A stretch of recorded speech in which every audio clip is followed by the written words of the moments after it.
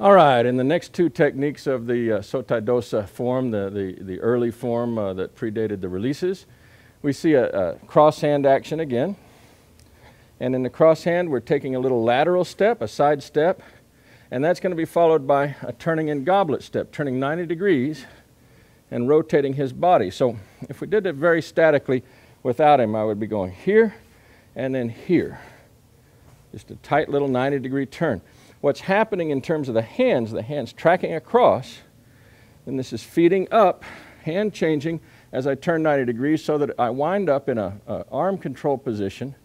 And you can experiment with what's most natural for you. What I find is to hand change off right here at the bottom. So as this is coming, boom, to change here and then rotate to here. You wind up in a nice control position, which can very readily be considered a term of going to a rearward control or a type of think of it like a kotegaishi type form. We'll do it on the other side so you see yeah, here we go.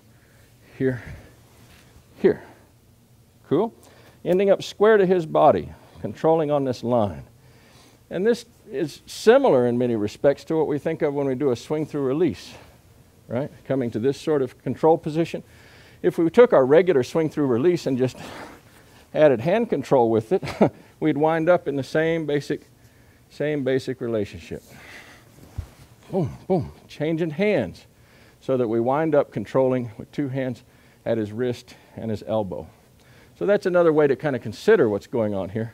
But again, in the classic form, stepping across and then turning 90 degrees in so we cause his hip to turn. Stepping across, change, 90 degrees, right there.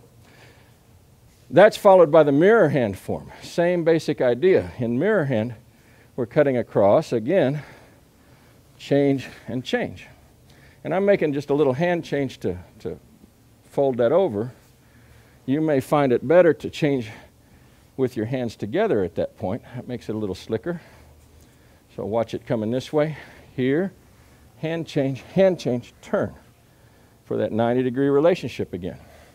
And this is very much like we would have like a number 4 release with hand changes added. So we would do a standard 4, boom, boom, boom, boom, and have a lot of control at the end.